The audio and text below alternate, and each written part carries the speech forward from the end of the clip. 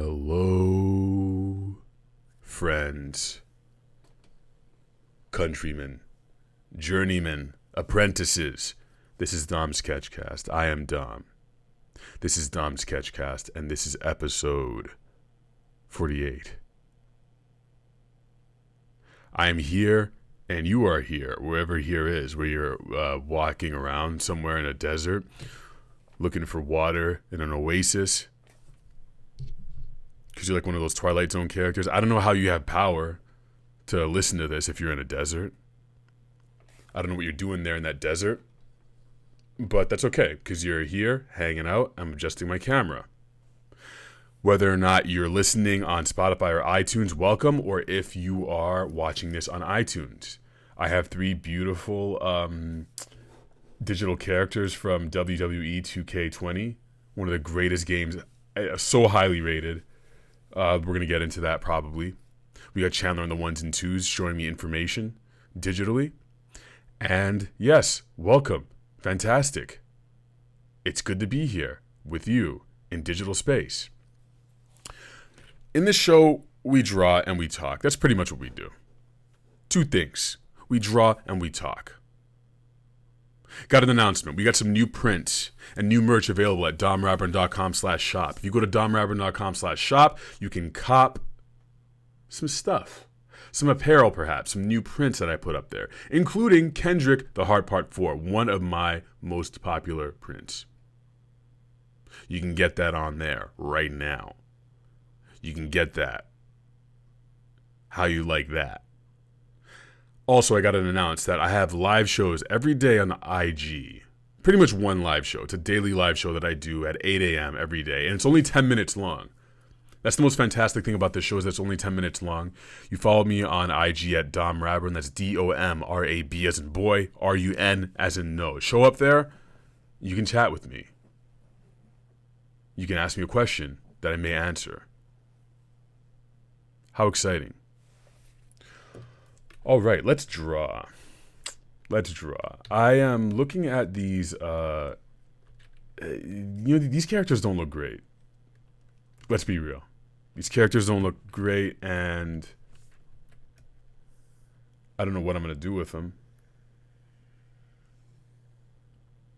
I'll have to think of something.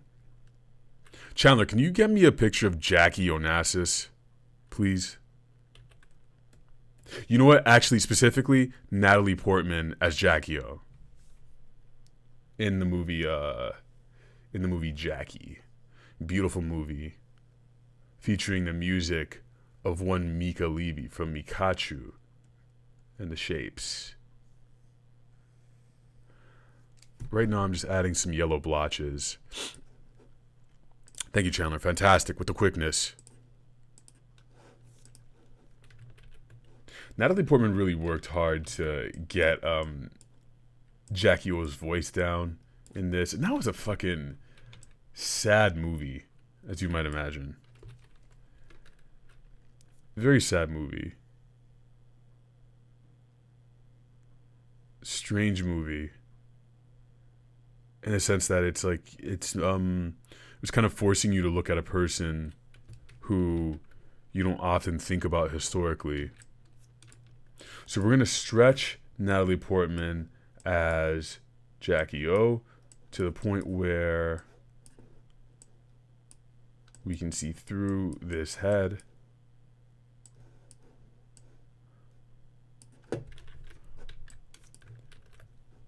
Stretch it out some more. So we'll have a Natalie Portman as Jackie O shaped hole. Very pixelated. Very nice. Very cool. And we'll put these heads on top of these wrestler ladies. These digital wrestler people. But you never saw that coming. I didn't even see that coming. I surprised myself. You know what another big surprise was? The live show. It was fantastic. It was very fun. I did a live show at Bump and Grind last week. That was on, I think, Tuesday. It was on Tuesday, and it was the second live show I've done in that format. And the good news is that it actually went well. It actually worked. I was actually there on time. I actually drew. There were actual people there. I'm kidding. The first time there were people. But I was on time. I was mostly on time. I was mostly ready with the audio equipment, with a projector that I borrowed. The first time we went to Bump and Grind, I had to fashion a projector screen out of canvas, which I wouldn't advise anyone to do. Please don't ever do that. It was kind of a mess, but some good people showed up. Shout out to Ash, showed up from the internet. A lot of my friends showed up. Some of them I made on the internet. All right.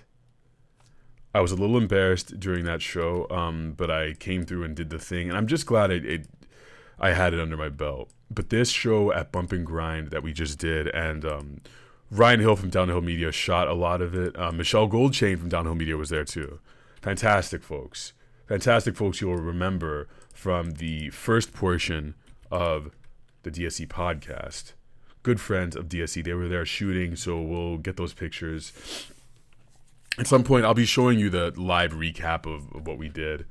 And a lot of people showed up. I heard there were 25 people who came through. I only remember there being about 10 to 15, but that's probably because I was just hopped up on artistic adrenaline. I was hopped up on that Zantac 75. It's a very, very dark, twisted substance that everyone is getting hooked on. I'm just adding some amorphous shapes to this right now. I'm thinking about Metroid because of these shapes, these brain shapes. And it must be so strange to listen to this if you're not watching me draw, but that's okay. I am a confident and capable artist. At the live show, we did a couple of things that I was expecting, and we did a lot of things I was not expecting.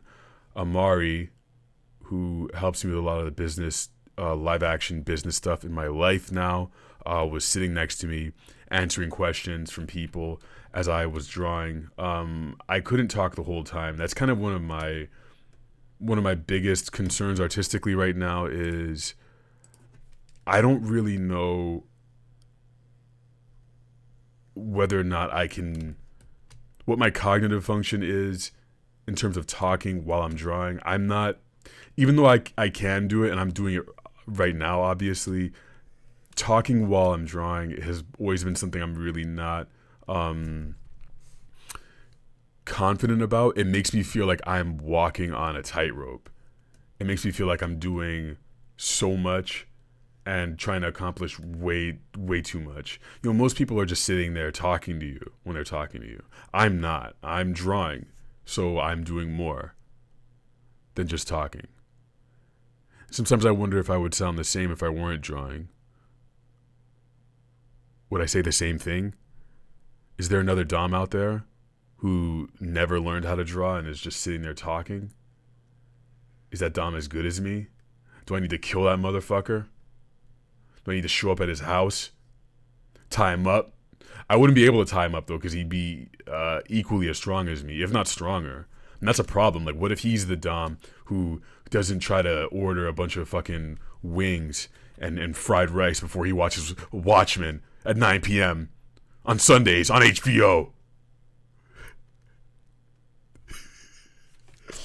Shout out to Watchmen. Shout out to Sister Night. Shout out to Trent Reznor and Atticus Ross. We listened to some good music at the show, and one of the things I wasn't expecting to happen is the conversations with me and the people in the crowd. There were a couple people I didn't ever meet before who were there, and I would just call out to them and ask them questions like, oh, what do you think of like Rick Ross versus Kanye? Who's better? And there would be a unanimous thing, and we'd have some discourse. In the meantime, I was drawing Dr. Manhattan as the naked creature from Big Mouth, and one person, shout out to Joe Bentley, man. Joe Bentley, great musician, came up and talked about how he almost died in a car crash when he was 4, and I made art out of it live as he was talking about it. And I dare say he went into a little bit of a trance, which was cool. And, you know, I had this moment where I was sitting there and I was like, it's a pretty common thing for me, this weird feeling of like not knowing whether or not people are actually interested in hearing what I have to say or want to be around me. It's this fight between do people really like me versus having unanimous evidence in front of me that people like my company, clearly like listening to what I'm saying, and remain friends with me. I dare say I'm a pretty objectively likable person, but it's something where I think that's part of my anxiety is I am constantly trying to think of reasons why people don't like me or are trying to somehow not kill me, but like get rid of me socially. Sort of like I feel like people are always trying to. Again, these are anxious and nervous thoughts. Feel like people are trying to distance themselves from me or are genuinely not interested in what I have to say, which of course there are a lot of people, majority on this planet, people on this planet have no interest in what I have to say, but there are a lot of people who do want to listen to what I say, more so than the average person. I know that objectively, but I struggle with that. And anyway, the point I'm trying to get at, friend, is that sitting there at this show, like Jackie O, and seeing all of these people, many of them my close friends, was like, it was really affirming at that point, and it was much bigger than the art. And maybe it was a big component of the art, but it was like very heartwarming and wholesome to just know that so many people are in my corner. And for those moments, it allowed me to fight a little bit of that anxiety away. And again, one of my big life questions, one of my big life problems is this struggle of you are not alone. Like those words, you are not alone, you are not abandoned, people are here with you and you're with them. You know, because I work really hard in my life to try to make people feel less alone. I think that's what my art is about. I think any good art, or an attempt at a good art, is to communicate that, you know, you have feelings and ideas and life experiences that are similar to other people. So it was very fun to see people there. Maybe some of you were there. I don't know. And for that moment, I'm not saying these thoughts of me being like, do people like, am I just truly alone in this world? You know, those feelings are not going to go away completely. But I think in those moments, I at that live show at Bump and Grind, I got a little IV drip of that affirmation. And I think what you're seeing is the beginning of an addict, because I'm going to get more of that. And I'm going to go out of my way to make more of these shows happen. And you know, this is the kind of thing you see where performers and entertainers, natural performers and that sort of thing, they all talk about this feeling. They all talk about this desire to want to be liked, no matter who it is. I don't know, a guy like Anthony Jeselnik, that's the first person I can think of, someone who's a very abrasive performer. They all want to be liked. Marilyn Manson, guys like this, fantastic artists, but like, we all have that same desire and that same insecurity. And yeah, it was beautiful to be able to share art and create something with you all in that space. I cannot wait to do it more. We are working with some partnerships with some local places, and it's going to be fun. I can't wait to show you guys what's going to happen. Thank you for being there. Thank you for being here. And you know what else? You know what else I got to say? I'm going to zoom in on this chick's face. This WrestleMania's chick's face. That's what I gotta say, all right? You got any fucking questions, you ask her. We have questions. We have questions. You have questions. I have questions. The Dark Lord has summoned the questions. If you have questions for me, ask them at ask@domrabburn.com. That's the best place to ask me a question. All right. It's the best fucking place to ask me a question. You want to know something? Send me a goddamn email. Please. All right, we got a pretty dumb question from OG Nick Marsh on Twitter. OG Nick Marsh asks, if you could replace your doorbell with any random sound, what would you choose? I'm gonna do something interesting. I'm gonna ask Chandler, choose the doorbell sound for me. What would my doorbell sound be? And this, mind you, it's gonna be up for the rest of my life. Any doorbell that has ever rang in a home that I own will be what sound?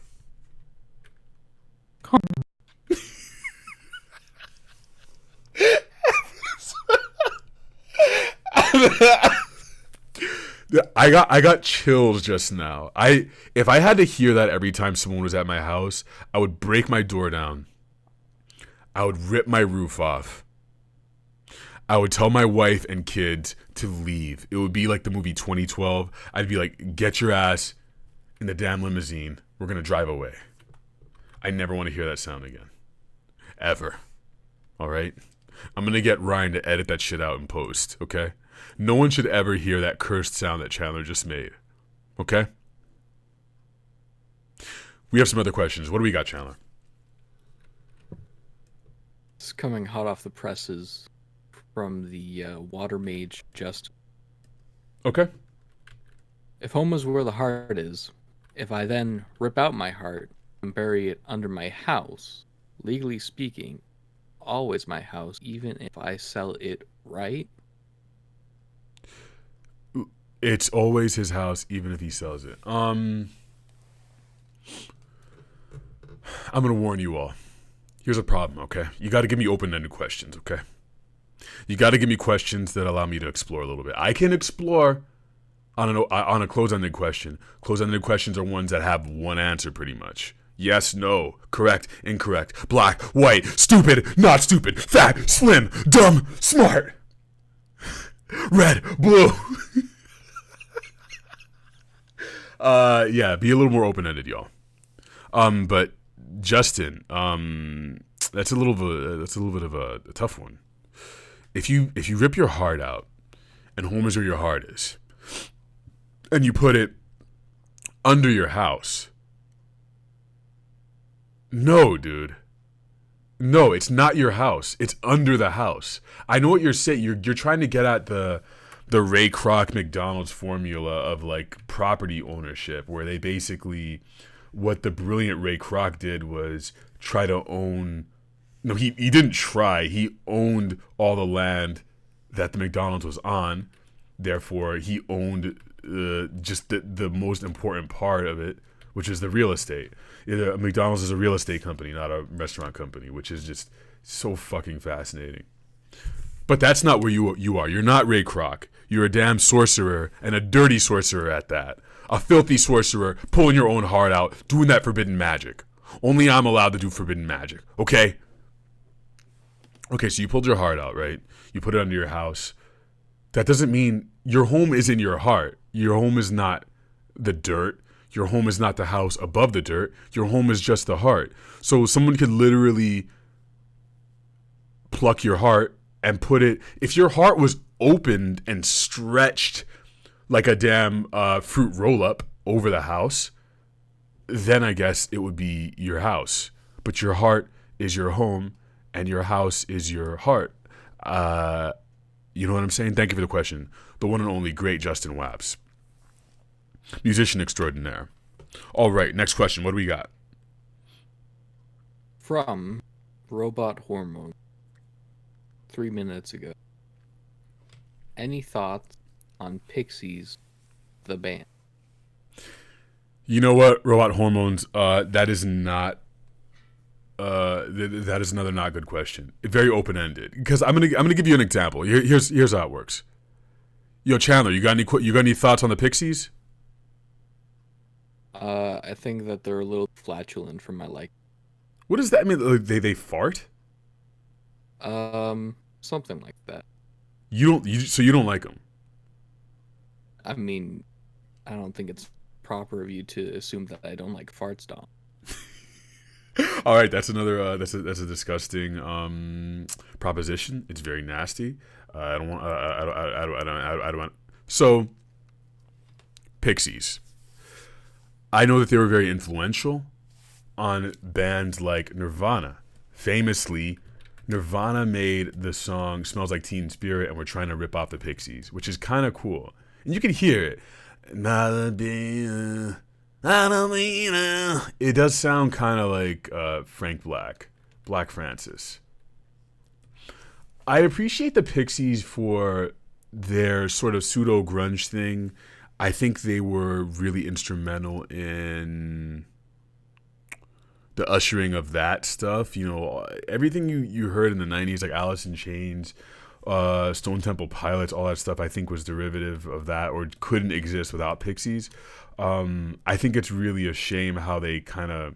they broke up like every band kind of did back then. It was like, big heads, people getting sick of each other. There's a documentary I really like about their tour. What's my favorite Pixies song? You know what? I'm just going to say Gigantic. My best loved Pixies song that I don't think people really know about is The Navajo No. All right, we got another question. What do we got? Yeah, you got it, bud. This one comes from none the Tommy Tootster. Whoa! Wait! Hold on, dog. Hold on, yo, Ryan, put some air horns in that shit, dog. Hey, put some stuff in. That's a valet, dude. That's a fucking valet from Patreon.com/valet, who is privy to some secret organizational stuff, some secret necromancer spells that I have on Patreon.com/valet, and it's also privy to secret behind the scenes stuff. All right, and another cool things that are coming up. All right, what's Tommy Tootser's got to say? I'm incredibly scared of Tommy Tootser because he has such immense power from what we've been teaching him. Yeah. I feel like that he could easily snap. Snap your what? Sorry, the sound cut out. My neck. Okay, cool. Yeah. In any case, Tommy Tootser asked, I'm legit thinking about dropping out of college right now and going to a trade school for graphic design. I absolutely love my art class, but I can't stand my gen ed. They feel pointless to me. What should I do? Tommy. Tommy.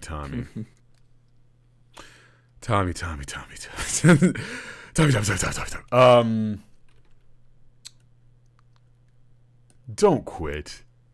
Don't do that. That's just not the way to go. You don't like what's happening in art school? Listen, yeah, you know what? It fucking sucks. Gen Ed sucks. Chandler's in college now too. Chandler, you can agree, right? Gen Ed is fucking horrible. Why? It feels like a trillion paper cuts. Yeah, that's cool. A trillion paper cuts, that's like a samurai sword going through your damn jugular. Gen Ed, I can tell you a little bit more about my experience in art school at University of Maryland, College Park. The good one, you know what I mean? Gen Ed I feel like it's necessary, and here's why. Yes, you just want to be an artist, but you're not choosing to be the artist. You have a choice. You can be the kind of artist who went to college or the kind of artist who didn't go to college. I would advise that you stick in it because you started it already. So finish that shit, man. Like, having a bachelor's degree or an associate's or whatever it is that you're going to get is really fucking useful. Yes, some of the best, smartest people I know don't have college degrees. D-Respect doesn't. That dude is, I think, legitimately one of the smartest people I ever met. Like, savant, I don't know. Super fucking smart. Smarter than probably most of the people I went to college with. That being said, you're gonna have trouble finding day jobs. There are going to be moments where you're gonna probably want to fall back on your degree, even if it's to get art stuff. I know people tend to not ask you what your college credentials are when you get big gigs, but at this point in your career, I would really advise against doing brash things like just trying to get out of gen ed, just trying to get out of college because you hate gen ed. That's not a good reason. And here's another reason why. Because life is fucking difficult, and life is difficult because life is difficult. It's part of what separates the champions from the damn level 1 NPCs. You know what I'm saying? Welcome to my shop. You don't want to be that guy. Welcome to my shop. You don't want to be that guy. You want to be the guy who's walking around with a damn glowing ebony sword of +2 parasitism. That's what you want. And in order to get that, you're going to have to go through some trials. Tommy Toosters, I happen to know that you're a good artist. You're up and coming. But also, I forgot the point I was going to make. I don't know. I don't always know where I'm going to go with these things. But yeah, okay, here's what I was going to say. You also like video games, right? What do you do when there's a fucking difficult boss? I mean a really difficult one. You gotta, like, you die, you load the game, you come back, you get potions, you do this, you do that. The point of that is it's going to prepare you for other things you're going to experience in your life. That's the point of college to me, is not only to make connections and get just a general education, and that shit is going to make you smarter in some ways. It's going to teach you how to deal with shit that you don't like. Dealing with shit you don't like, people who've gone to college have collected and developed a very certain set of skills, like Liam Neeson and Taken, that will allow them to apply that to other parts of their life. That's another thing people don't talk about, but it's very, very true. It's about that skill cultivation. You want to develop those skills to beat those gen ed classes. And also, you're probably going to learn some things in those gen ed classes that you didn't even think that you'd be interested in. Like I, for instance, loved American Studies. I didn't know that I even cared about that sort of shit. But American Studies, if I'd done a few more classes, I probably could have minored in it. I loved those courses, and they taught me so much about analysis of media, critical analysis of media, how to present an argument for how I feel about stuff in media, or to try to convince someone else to see my viewpoint about motifs in cinema and music and all that sort of stuff. That wouldn't have happened if I hadn't been exposed to and forced to go through the gen ed system. So you gotta develop the mindset of growth and accept challenges. You do want to leave college, and it's up to you. But you also are probably going to make your parents disappointed in this. You can get out of college if you're James Jean or some shit, which you're not. I'm not. 99% of the people on this planet are not. And I think James Jean, actually, no, he did. He went to SVA. He went to the School of Visual Arts. So James Jean had to go to college too. So look, if you're not these people, so David Cho didn't go to college. Yeah, that's a better example. None of us are him. So go through the motions. I know you can't stand it.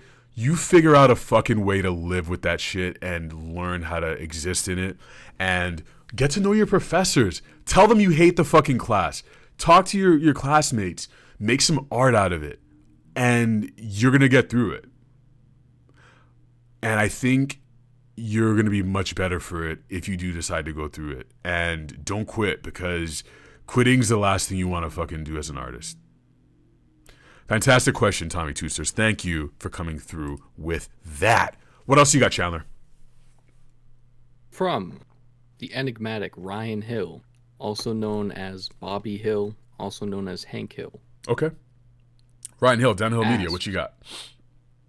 If you had to live in a secret underground home, underneath the home, celebrity, for the rest of your life, who would that celebrity be? You will also be forced to siphon their resources, food, and basically leech off of them in secrecy forever.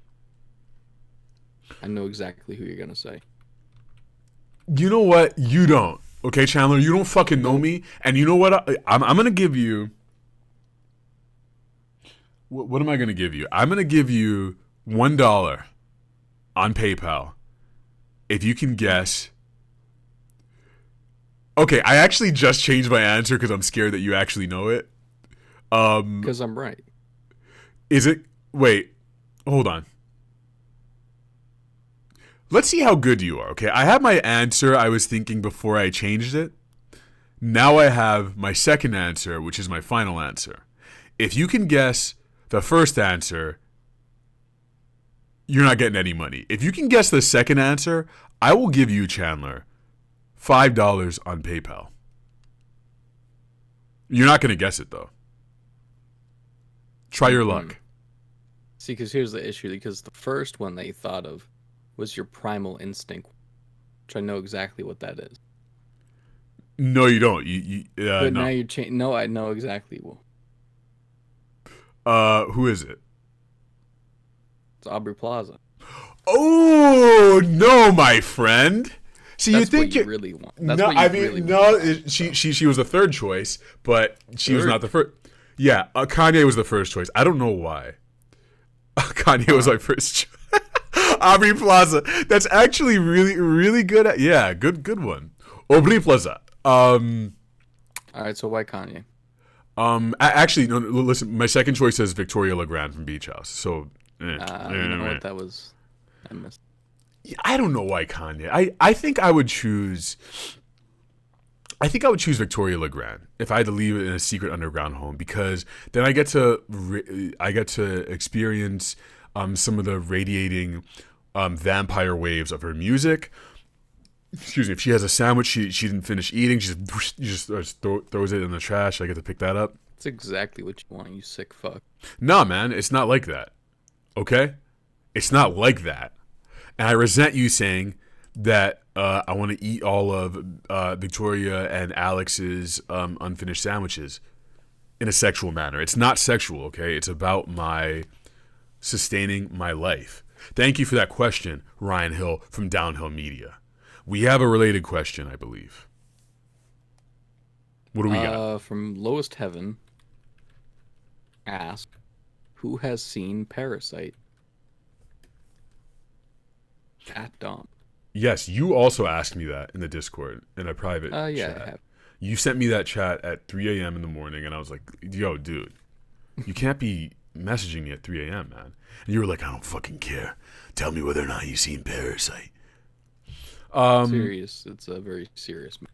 Yeah, I have seen Parasite, and it's a beautiful movie. All right, thanks for thanks for listening.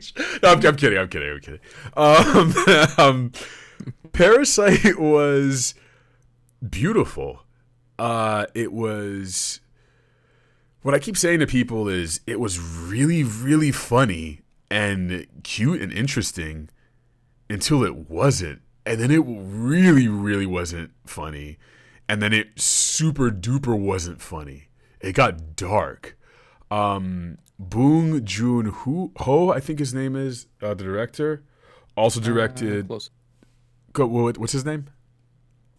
Bong Joon. Sorry, say again. The thing cut out. Say again. Bong Joon-hoon. Okay, yeah, cool. I mixed up some syllables, some consonants. Beautiful movie. I know that it's about class. I know that, and it's obvious because of how the camera's moving up and down. It's like physically. It's physically moving up through classes and layers and vertical to the just top layers to bottom layers. I'm gonna spoil it, by the way. If you haven't seen Parasite, you should see it and then come back and listen to this damn thing.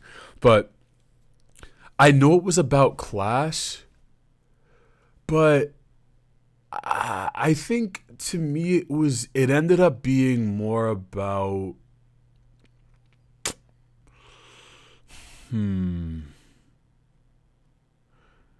it was about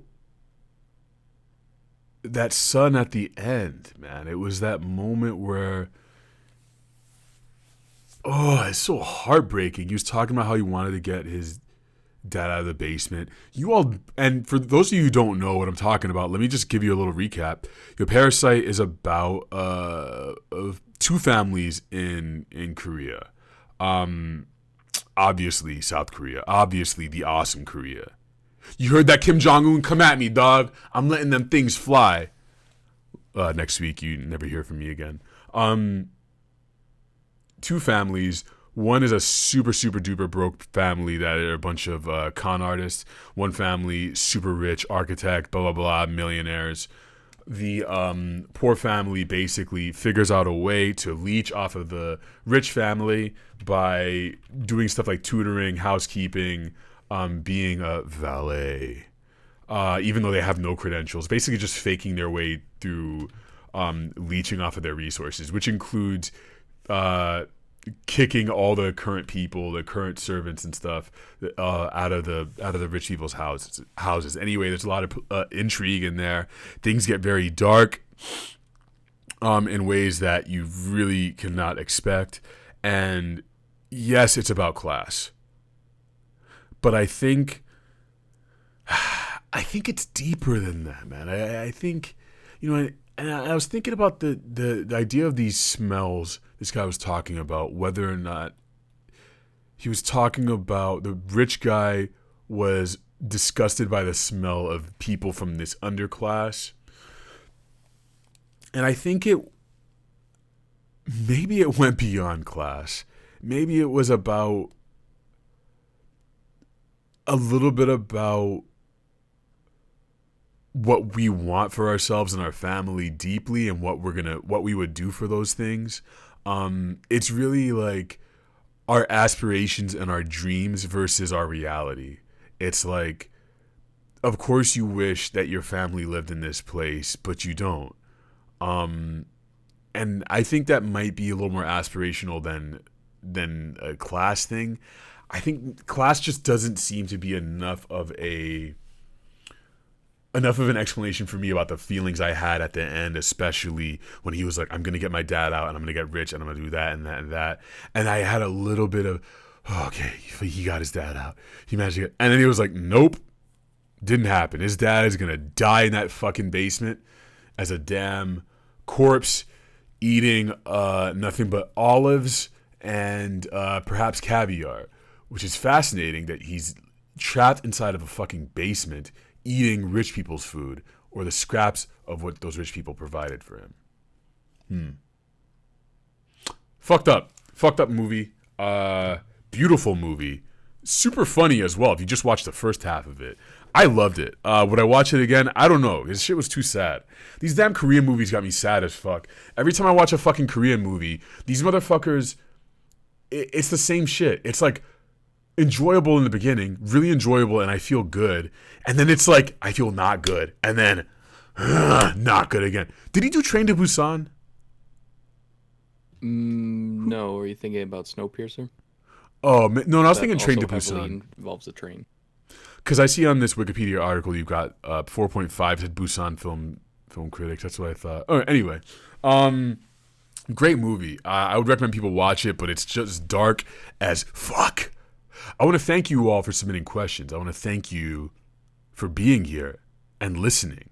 Thank you to the valets, including Lowest Heaven, another valet from patreon.com/valet. Thank you, Chandler, for being a producer on this show, making this shit happen on time and nice and clean. All right. We'll see you in the next episode, 49, which will be a very special episode. And then 50 is going to be a very, very special episode. Thank you all for coming through, and I'll see you on the next ep. Goodbye.